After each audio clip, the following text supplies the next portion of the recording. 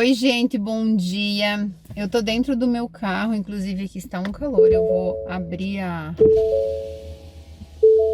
janela aqui tô na garagem, então acredito que não vai fazer muito barulho.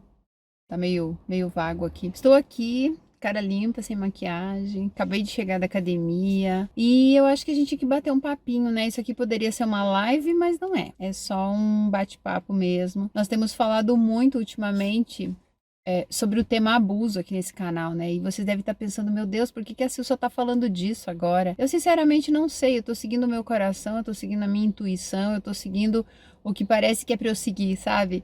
Como se eu estivesse seguindo o fluxo. E acho que eu tinha que falar sobre isso. E uma coisa aconteceu que eu achei bem interessante. Eu sempre comento aqui com vocês que a gente tá. Deixa eu abrir aqui pra. Meu carro fica fazendo um barulhinho.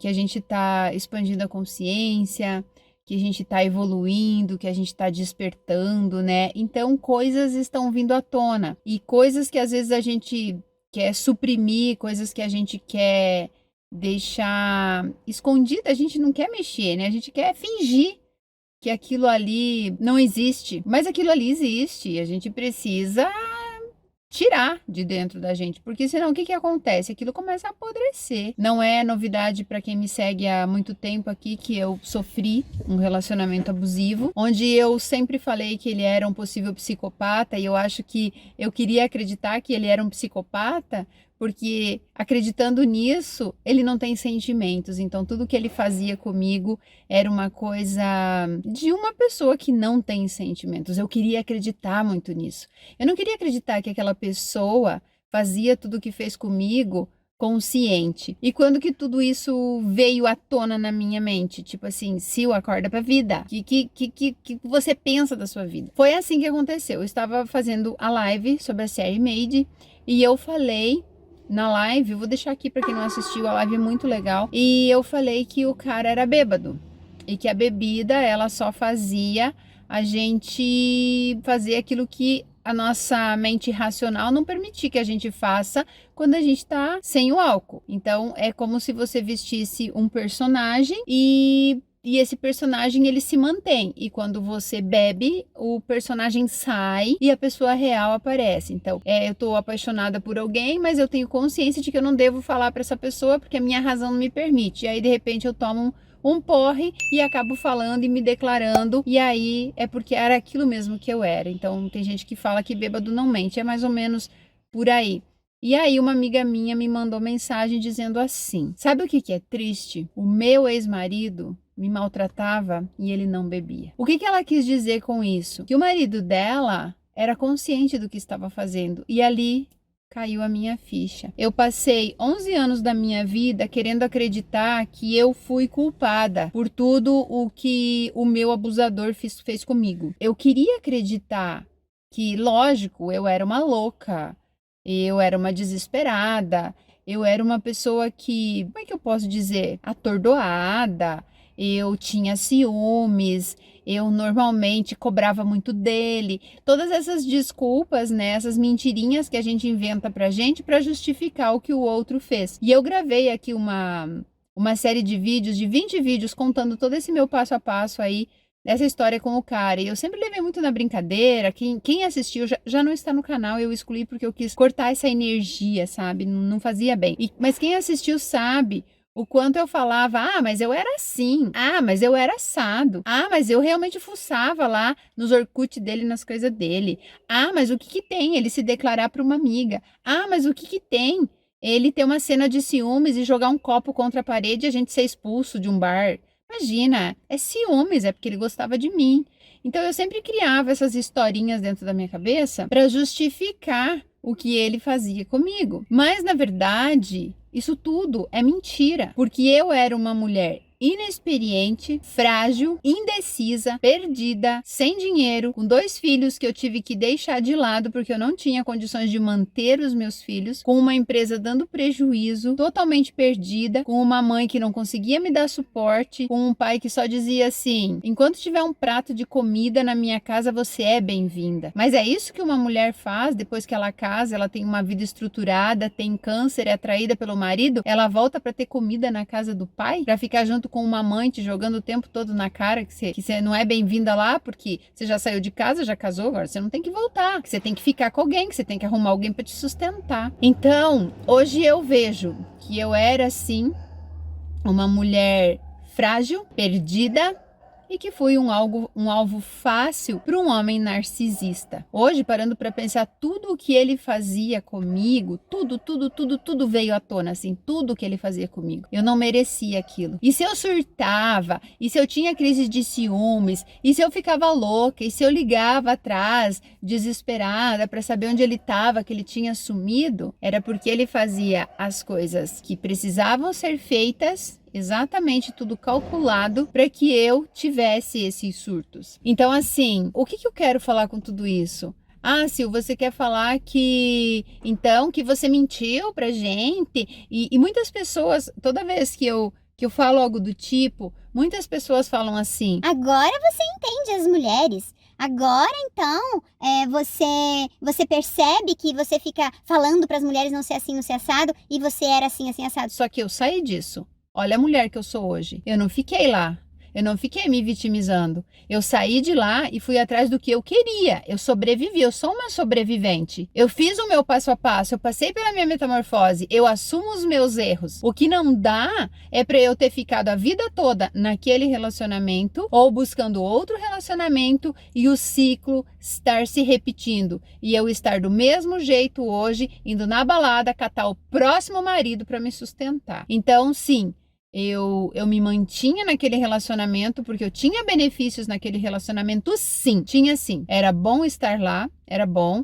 Eu morava em Copacabana, no Rio de Janeiro. Eu não precisava ter as responsabilidades de ter minha casa, de ter que tirar os meus filhos do colégio que eles gostavam por não ter dinheiro para pagar. Eles estavam com o pai, eles estavam numa casa legal, que é o meu apartamento, sempre foi meu. Eles ficaram na casa deles. Eu dava total suporte para eles, mas eu não queria voltar para minha vidinha. É óbvio que eu não queria. Então aquilo, por mais que parecesse terrível, ainda era melhor do que assumir responsabilidades. Então, sim, se tem mulher hoje sofrendo abuso e se fazendo de vítima, no fundo é porque a gente quer. Mas a questão aqui não é quando você não sabe o que está acontecendo, ou, por exemplo, ai, mas eu não consigo ver que é abuso. Eu sempre soube o que ele fazia comigo, mas na minha cabeça eu fazia coisas para levar ele a fazer aquilo, mas era o contrário. Ele fazia coisas para me levar a fazer aquilo para ele poder jogar na minha cara que eu era a louca. Mas dá sim para sair desse tipo de relacionamento. Sabe como? Quando a gente evita entrar nesse tipo de relacionamento. Tudo quando no começo é muito maravilhoso, muito perfeito, tem alguma coisa errada. Porque se tá tudo muito maravilhoso e muito perfeito, por que do nada o cara vai falar algo que vai te magoar? Por que do nada ele vai falar alguma coisa que vai te deixar triste? Fazer você se sentir culpada por algo, entendeu? Então, é aquela velha história. Um relacionamento abusivo não começa com um tapa na cara. Ele não começa com um chute. Ele não começa te chamando de burra, dizendo que você só serve para esfregar banheiro dos outros, que você só serve para fazer faxina, como aconteceu comigo. Não, ele não começa assim. Ele começa com flores, com promessas, com sexo incrível, com um suporte, com tudo que você sempre sonhou. Por quê? Porque primeiro eles perguntam para você. Primeiro eles induzem você a saber, a falar tudo da vida, da sua vida para eles. E aí eles tendo esse conteúdo, eles tendo tudo isso em mãos, eles sabem como te manipular. Eles têm noção do que fazer, eles sabem onde está a tua fragilidade, eles sabem onde estão os teus desejos. Eu me abri para esse cara, eu falei tudo como se ele fosse assim o meu divã. Eu desabafei tudo que eu passava no meu relacionamento e era óbvio que para me conquistar, ele ia fazer o contrário disso tudo. Eu tenho um agravante nesse relacionamento, porque eu tava tipo, eu tinha vivido 16 anos com uma pessoa, eu tinha casado com 18, vivi 16 anos e eu não tinha outras experiências na minha vida, a não ser aquela vidinha que eu levava lá, infeliz inclusive. Então, tudo que eu via nesse relacionamento, eu não via como abuso, eu via como um sonho se realizando, a paixão que eu sempre quis ter. Era assim a coisa mais linda do mundo, um homem culto, alto, magro, bem-sucedido, morando o máximo que eu tinha ido era em Santa Catarina. Putz, aí morar no Rio de Janeiro. Ele me encantava de todas as formas. E chegou o meu agravante foi que a terceira vez que ele veio pra cá, que ele veio na minha casa, eu nunca imaginei que o cara fosse fuçar nas minhas coisas. Eu nunca coloquei senha em nada. Isso faz tempo, gente. Então não tinha esses smartphones de hoje, não tinha o WhatsApp, não tinha nada disso. Isso tudo aconteceu em 2010. E aí, não tinha nem Facebook ainda, tava começando o Facebook. Era o Orkut e o MSN. O que ele fez? Enquanto eu fui tomar banho, ele instalou um vírus no meu computador. E com esse vírus, ele sabia todos os meus passos. Então, ele sabia como manipular o meu psicológico. E quando ele estava no Rio e eu estava aqui, como eu era totalmente dependente emocional dele, ele sabia como me deixar desesperada. Ele sumia, desligava o telefone. Era aqueles 25 centavos da TIM, né? Você pagava 25 centavos e ficava falando 1 hora com a pessoa, né? A gente chegou a ficar 8 horas no telefone. Bem assustador isso, eu sei. É horrível. Hoje eu não consigo ficar, eu nem ligo pra pessoa, né? Hoje eu sou muito prática. E, tipo, eu tinha o meu telefone e era da Oi. Então, esse número que eu tenho hoje, o número de sempre, foi comprado. O chip, por quê? Porque eu precisava ter um número da TIM pra gente conseguir se falar. Então eu troquei até o meu número de telefone por conta disso. Ele tinha ciúmes dos meus filhos, ele tinha ciúmes do meu cachorro, ele tinha ciúmes dos meus amigos. É aquele padrão do abuso, né? Procura te afastar de tudo e de todos. Eu lembro até hoje, quando a minha amiga foi me visitar no Rio, foi a única pessoa que foi no Rio de Janeiro me visitar. E ele recebeu ela muito bem. Nossa, uma falsidade, assim, terrível. E a gente saiu pra passear a pé, saímos, conhecer o Rio, morava ali bem no meio de Copacabana. Então, nós tínhamos o Forte, nós tínhamos a Praia do Leme, que era do lado esquerdo, aí tinha Ipanema, tinha Leblon. A gente estava fazendo tudo aquilo a pé, levei ela para vários lugares, foi muito incrível. E aí, quando a gente chegou à noite, ele estava emburrado, ele fazia, sabe assim, essa cara assim, e eu me sentindo culpada, achando, nossa, ele ficou com ciúmes, tadinho, né? Enfim, gente, eu tô aqui trazendo isso, eu nem sei por que eu tô fazendo esse vídeo, mas eu queria conversar com vocês, porque o problema do abuso é esse, quando a gente não quer perder o ideal que a gente criou aquilo, a gente fica dependente de algo que não existe, é uma criação que eles fazem, né? Eles fazem essa criação, eles encantam, maltratam e descartam. E muita gente pergunta pra mim, como você saiu desse relacionamento? Eu fui descartada. Muitas mulheres não conseguem, muitas mulheres acabam tirando a própria vida, muitas mulheres precisam ser internadas, ficam à base de remédio, entram em depressão.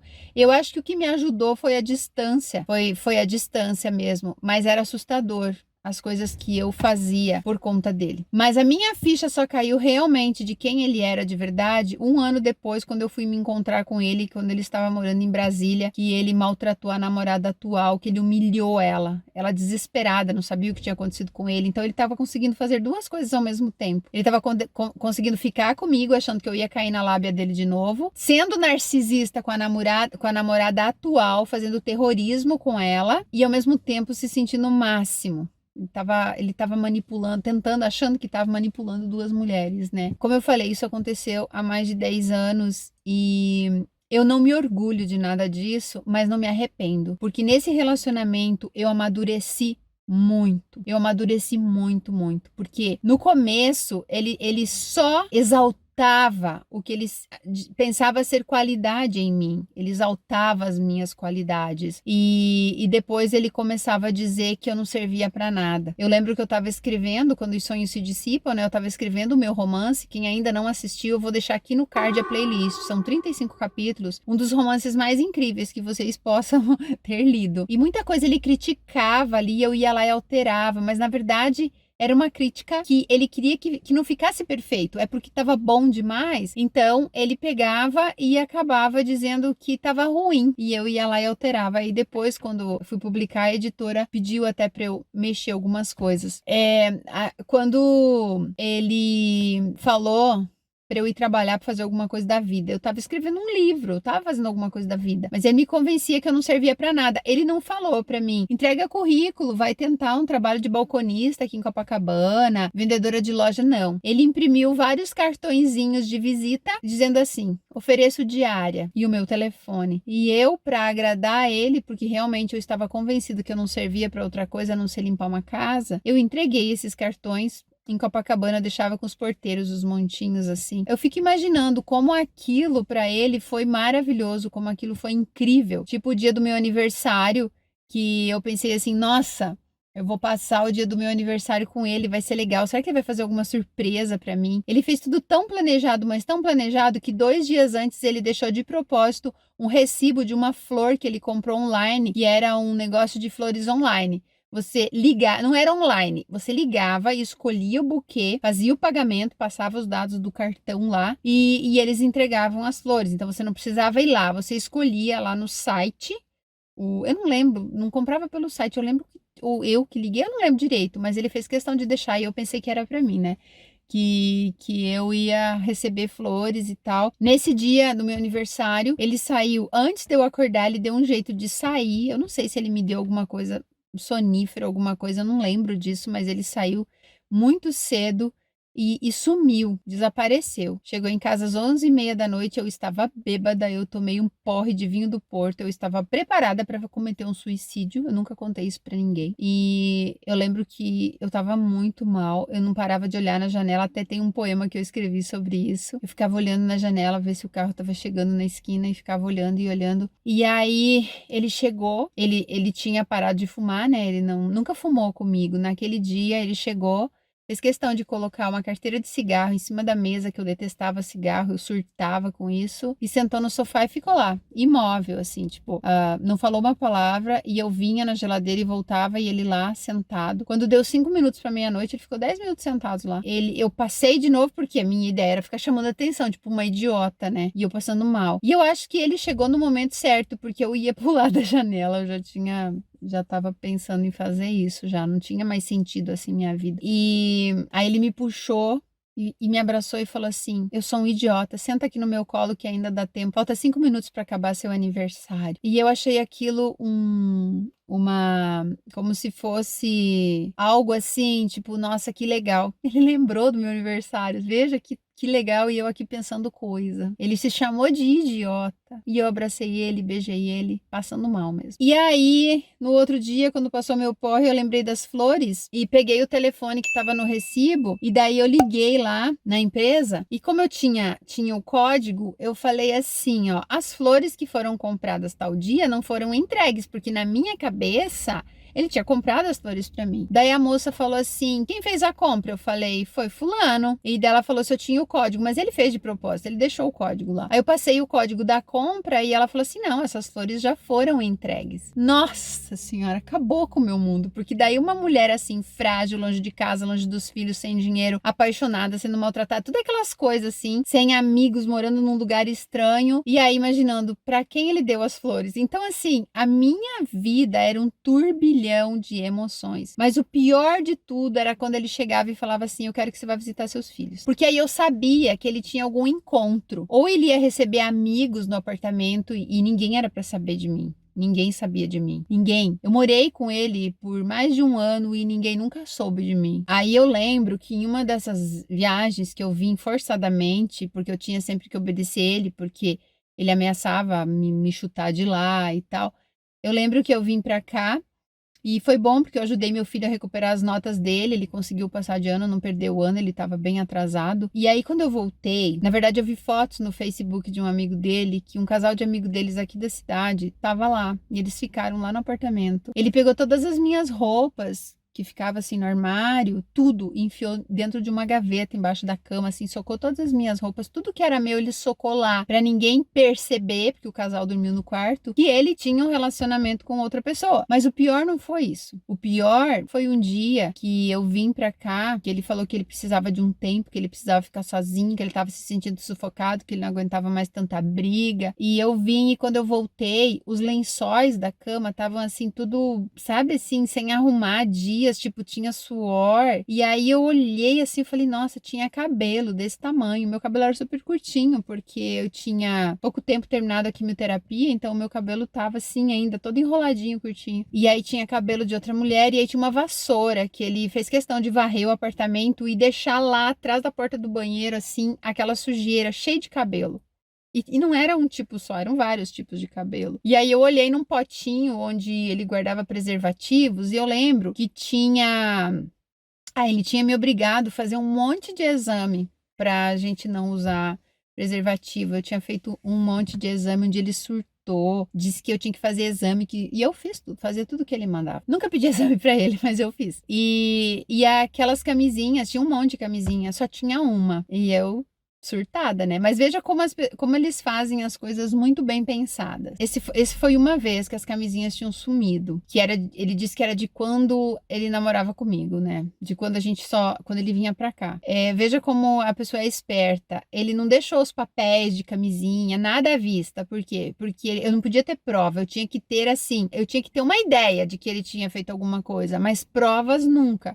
Porque as provas iam caracterizar que eu tinha descoberto, eu tinha pego ele no flagra, né? E nenhum narcisista gosta de ser confrontado com provas. E aí eu lembro que quando a gente namorava, uma vez eu fui visitar ele, fui passear lá, e tinha camisinha. Sabe, homem sabe, né? Acho que vem 4 camisinhas num pacote. E tinha 2. E aí eu falei, mas a última vez que eu vim aqui não tinha camisinha, a gente tinha usado todas. Dele falou assim, não, sobrou. Aí eu também podia ser tonga, mas não sou tão burra assim, né? Eu fui olhar a data. E a data de fabricação era muito recente. Era de depois que a gente tinha parado de usar camisinha. Enfim, era traição em cima de traição e com provas para eu descobrir mesmo. Então, gente, tô aqui conversando, desabafando com vocês, né? Eu passei por tudo isso, eu fui chutada de dentro de carro, a pontapé, assim. Tipo, ele tinha 2 metros de altura, ele abriu a porta, foi para fora do carro e me chutou. Ele me jogou na calçada, ele fechou porta na minha perna, ele me torceu o braço de eu ficar roxa, assim, roxa de não poder andar. Ele já fez muitas coisas e no último dia, que foi quando eu vim embora realmente, que foi o descarte, como eu falei, foi quando ele tentou me matar. Tentou me matar. E eu acho que ele só não concluiu porque ele pensou assim, putz, eu vou foder com a minha vida, né? E aí ele me soltou, entrou no quarto e fechou a porta. E era realmente um monstro assim que tinha se revelado. E até o dia que eu tava assistindo a série Made, depois fazendo a live, eu achava que ele tinha feito aquilo porque eu que despertava o monstro que tinha dentro dele. E aí hoje eu sempre falo pra vocês, né? É impossível alguém entrar em você e gerar sentimentos em você. Os sentimentos são gerados por você mesmo. Então tudo que você vê do lado de fora é reflexo do que você é por dentro. Tudo. E hoje eu tenho consciência disso. E eu acho que quando eu gravei aquela série com aqueles 20 vídeos, eu, no fundo, não queria falar o que eu pensava dele, porque eu pensava assim, nossa, se um dia ele ver esses vídeos, ele vai falar, nossa, olha como a gente é, né? Nossa, sério que ela pensa isso de mim?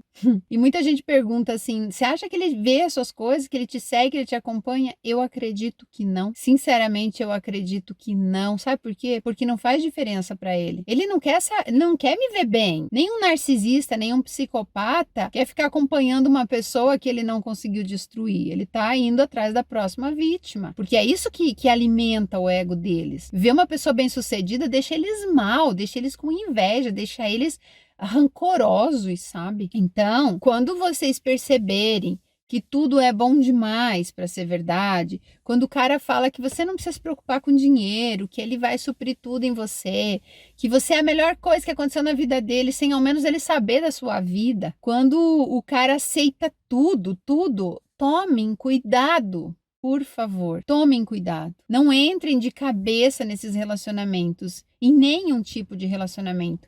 Nem de amizade, de namoro, nem de casamento, nem de nada. Não entrem de cabeça. Porque depois que a gente tá em alto mar, é muito difícil voltar pra praia, sabe? Você tá remando para um lado e a pessoa tá te levando cada vez mais distante. É muito complicado porque você não pode pular, você corre o risco de morrer afogado. Você não pode ficar no barco porque você também, né, vai ficar ali com aquela pessoa e você não consegue voltar, então você não sabe o que fazer. Então, o que te mantém segura nessa situação? Por mais ruim que seja, é ficar ainda dentro do barco. E muitas mulheres simplesmente desistem, porque, como eu falei, você está remando para um lado e a pessoa está te puxando para o outro. Então, as pessoas desistem, elas cansam, elas se entregam. Sempre que vocês perceberem tipos de atitudes de determinadas pessoas, conte para alguém, olha, essa pessoa está fazendo isso comigo, você acha certo isso? Porque no meu caso, eu achava o máximo viver aquilo. E eu criei, assim, um ciclo vicioso que era onde eu ficava infernizando as pessoas. Eu ficava infernizando as pessoas. Eu ficava o tempo todo ligando para os amigos, me vitimizando. Porque eu pensava, eu sou a coitadinha que está sendo maltratada. Ninguém faz nada por mim, ninguém... Sabe, as pessoas falavam, venha embora, você não precisa disso. Ai, mas ele me ama. Eu não sei viver sem ele. Então é muito triste, é muito revoltante isso tudo. E eu precisava vir aqui conversar com vocês. Já fiz uma vez um vídeo dizendo, foi um vídeo sobre como que é esse tipo de situação, né? Como que a gente se sente quando a gente sai desse tipo de relacionamento. E sim, é como se a gente não tivesse mais vida. Nós nos perdemos de nós mesmas. Teve uma médica que eu fui lá no Rio. Eu vivia com infecção urinária, eu vivia com candidíase, eu vivia com um monte de problema de saúde. Eu fui de 56 para 45 quilos. Quem me segue no Instagram sabe que eu tô super magra, assim, né? Meu corpo tá magro, mas eu tenho 54 quilos. Me imagine 9 quilos a menos do que o corpo que eu mostro pra vocês lá às vezes. Então eu tinha 45 quilos. Eu vou deixar uma foto aqui. Vou pedir pro Álvaro colocar a foto de como eu estava nesse melhor momento da minha vida, que era o auge do meu amor, da minha paixão. Um cara que fazia tudo por mim. Eu não comia, eu lembro que ele não vinha almoçar em casa e eu comia sempre pão francês com manteiga, alguma coisa. Eu não fazia comida para mim. Agora que eu tô lembrando aqui, tentando lembrar as coisas que eu comia, mas eu não lembro. Eu comia com ele. À noite a gente fazia alguma coisa, mas sozinha eu não sentia fome.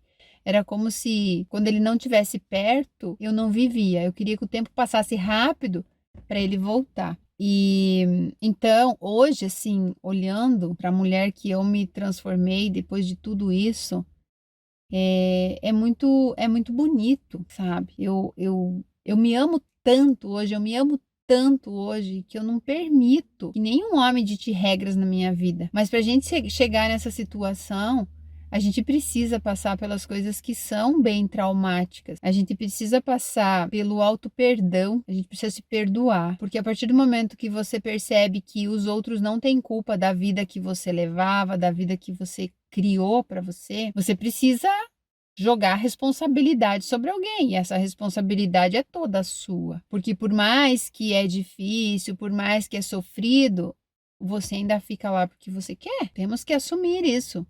A gente fica porque quer. A gente cria uma codependência. Não, né? Porque acho que eles não têm. Mas a gente cria uma dependência emocional? Cria, mas foi criada por nós. Então, é muito importante assumir a autorresponsabilidade. A partir do momento que você joga a responsabilidade para a pessoa certa, que é você mesma, você consegue se perdoar. E se perdoando, você começa a ter uma visão melhor da vida, você começa a colocar foco no que mais importa para você. E foi isso que eu fiz quando eu percebi que não adiantava eu ficar tentando arrumar, ter relacionamentos, arrumar outro marido, depois eu fui morar de novo com outra pessoa, a traição se repetiu e tudo. Por quê? Porque era a minha energia, era um ciclo vicioso. Eu não conseguia esquecer a traição do meu primeiro marido. Eu estava vibrando naquilo. Tudo que eu tinha dentro de mim, eu criava na minha vida.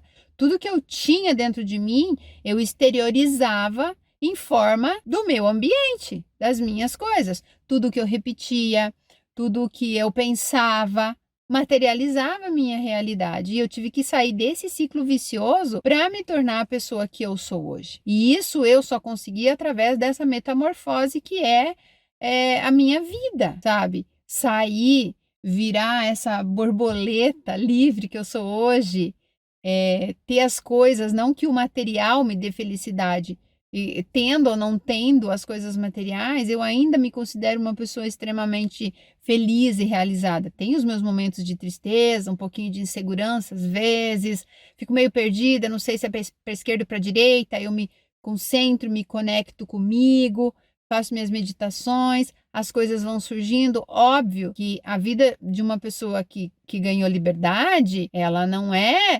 1001 maravilhas. Óbvio que não. Imagina se você solta o passarinho da gaiola e ele não...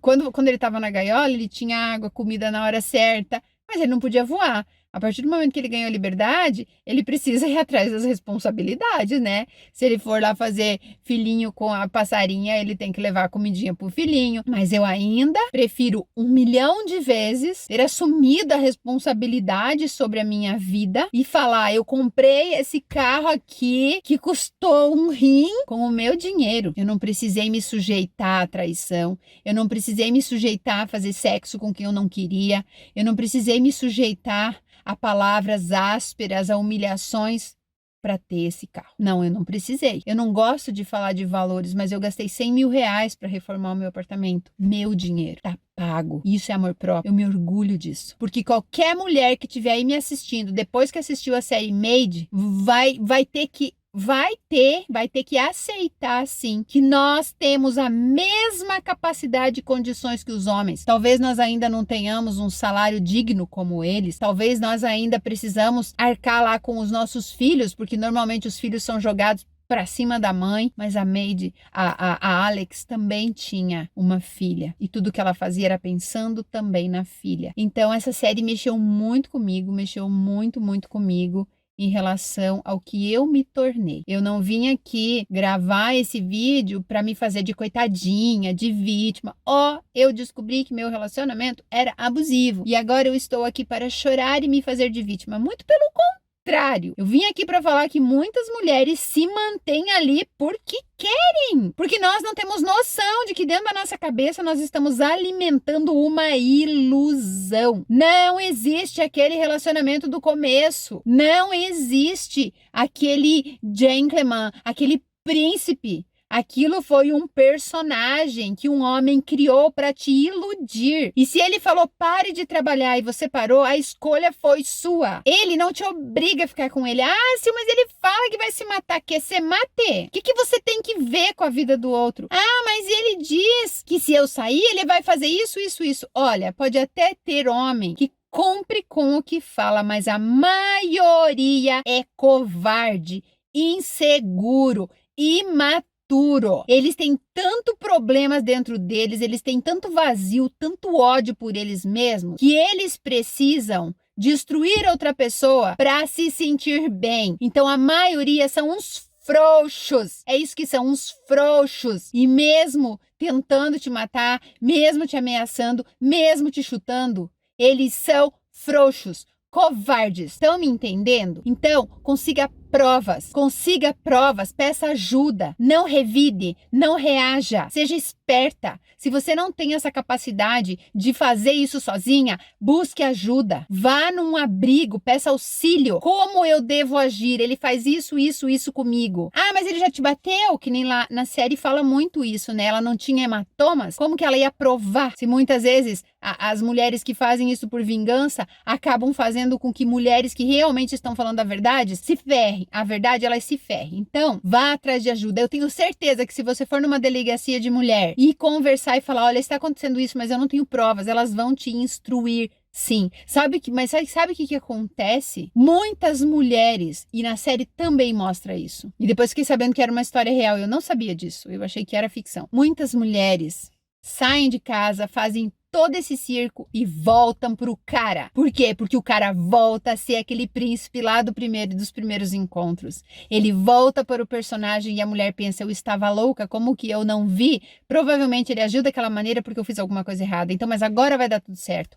E se ferram de novo e perdem a credibilidade. Então, sim, eu sofri um relacionamento abusivo, eu fui iludida, eu fui enganada porque eu era uma mulher frágil e eu não era culpada de nada daquilo, mas eu me mantinha lá porque eu queria. Porque eu queria. Eu fazia as coisas que ele mandava eu fazer porque eu queria. Porque eu não tinha amor próprio. Porque eu queria agradar ele. Porque eu achava que se eu fizesse tudo o que ele queria, ele ia ser incrível e maravilhoso comigo. Esse vídeo ficou enorme, enorme, enorme. Mas foi bom.